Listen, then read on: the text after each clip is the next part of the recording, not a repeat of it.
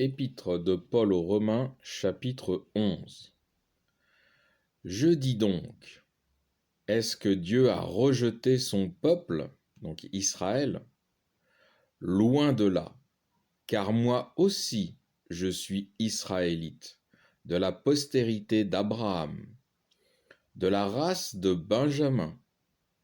Non, Dieu n'a pas rejeté son peuple, qu'il a connu d'avance.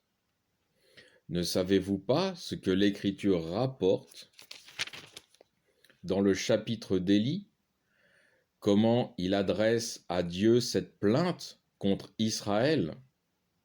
Seigneur, ils ont tué vos prophètes, ils ont renversé vos autels. Je suis resté, moi seul, et ils en veulent à ma vie. Mais que lui répond la voix divine, ou la voix qui vient de Dieu? Je me suis réservé 7000 hommes qui n'ont pas fléchi le genou devant Baal. De même aussi, dans le temps présent, il y a une réserve selon un choix de grâce. Or, si c'est par grâce, ce n'est plus par les œuvres. Autrement, la grâce cesse d'être une grâce. Et si c'est par les œuvres, ce n'est plus une grâce. Autrement, l'œuvre cesse d'être une œuvre. Que dirons-nous donc? Ce qu'Israël cherche, il ne l'a pas obtenu. Mais ceux que Dieu a choisis l'ont obtenu, tandis que les autres ont été aveuglés. Selon qu'il est écrit, Dieu leur a donné un esprit d'étourdissement, des yeux pour ne point voir, et des oreilles pour ne point entendre, jusqu'à ce jour. Et David dit que leur table leur devienne un piège, un lacet, un trébuchet et un juste châtiment, que leurs yeux soient obscurcis pour ne point voir. Tiens leur dos continuellement courbé. Je demande donc, ont-ils bronché afin de tomber toujours plus? Loin de là, mais par leur chute, le salut est arrivé aux gentils, de manière à exciter la jalousie d'Israël. Paul explique comment Dieu laisse les yeux d'Israël aveugles. Donc là, on parle de la reconnaissance du Christ, quand le Christ est venu sur la terre. Dieu a laissé les yeux d'Israël aveugles et leurs oreilles sourdes, afin que, nous dit l'apôtre, par leur chute, donc par la non-croyance dans le Christ, le salut est arrivé aux païens ou aux gentils. Je poursuis la lecture, verset 12. Or, si leur chute a été la richesse du monde, c'est-à-dire des païens et des gentils, et leur amoindrissement la richesse des gentils, que ne sera pas leur plénitude? En effet, je vous le dis, à vous, chrétiens nés de la gentilité, moi-même, en tant qu'apôtre des gentils, je m'efforce de rendre mon ministère glorieux, afin, s'il est possible, d'exciter la jalousie de ceux de mon sang et d'en sauver quelques-uns. Car si leur rejet a été la réconciliation du monde, que sera leur réintégration, sinon une résurrection d'entre les morts? Si les prémices sont saintes, la masse l'est aussi. Et si la racine est sainte, les branches le sont aussi.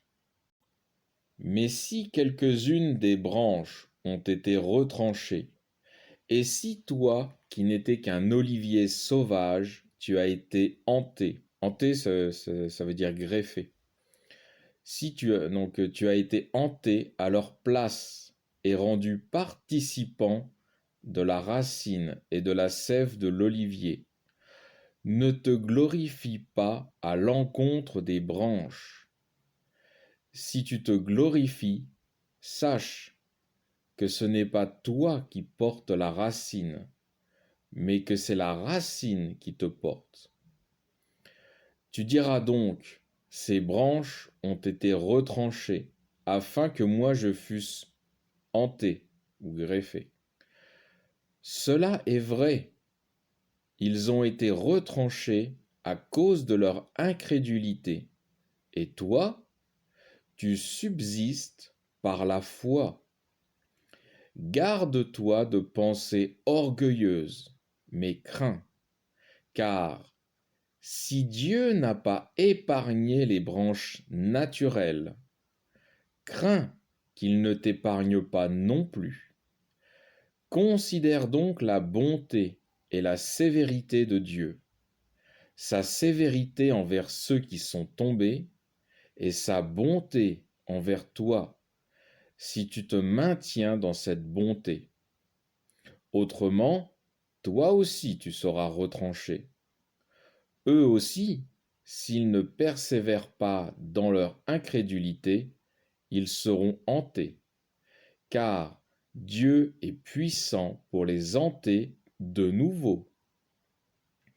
Si toi, tu as été coupé sur un olivier de nature sauvage, et hanté, contrairement à ta nature, sur l'olivier franc, à plus forte raison, les branches naturelles seront-elles hantées sur leur propre olivier. Paul prend ici l'exemple de deux oliviers, un franc, planté et cultivé, qui représente Israël, donc planté et cultivé par Dieu lui-même, en donnant la loi à Israël, en se révélant à Israël par la loi et les prophètes, même si eux n'ont pas compris en fait qui était Dieu à travers ses lois, qu'il était amour et tout ça, enfin bon, voilà, ce qu'on a vu depuis le départ. Et un autre olivier sauvage qui représente les païens ou gentils devenus chrétiens. Paul nous dit de prendre garde, car Dieu a brisé les branches pourries d'Israël et y a greffé les bonnes branches des gentils. Il faut donc prendre garde que les branches de l'olivier des gentils que nous sommes ne pourrissent pas, car si Dieu n'a pas épargné les branches pourries de l'olivier d'Israël, il n'épargnera pas non plus les branches pourries de l'olivier des gentils. Je rappelle qu'on est là dans une sélection pour le royaume céleste. Je poursuis verset 25. Car je ne veux pas, frères, que vous ignoriez ce mystère, afin que vous ne soyez pas sages à vos propres yeux. C'est qu'une partie d'Israël est tombée dans l'aveuglement jusqu'à ce que la masse des gentils soit entrée. Et ainsi, tout Israël sera sauvé, selon qu'il est écrit, le libérateur viendra de Sion, et il éloignera de Jacob toute impiété. Et ce sera mon alliance avec eux lorsque j'aurai ôté leurs péchés. Il est vrai, en ce qui concerne l'Évangile, ils sont encore ennemis à cause de vous. Mais eu égard au choix divin, ils sont aimés à cause de leur père, c'est-à-dire d'Abraham, d'Isaac et de Jacob, à qui Dieu a fait les promesses. car les dons et la vocation de Dieu sont sans repentance. Là, ça veut dire que, en fait, Dieu, ce qu'il veut, il le fait, il l'accomplit. Et comme vous-même, autrefois, vous avez désobéi à Dieu, et que par le fait de leur désobéissance, vous avez maintenant obtenu miséricorde, de même, eux aussi, ils ont maintenant désobéi à cause de la miséricorde qui vous a été faite, afin qu'ils obtiennent également miséricorde, car Dieu a enfermé tous les hommes dans la désobéissance pour faire miséricorde à tous. Paul donne ici le résumé du chapitre 11, donc tout ce qu'on vient de voir,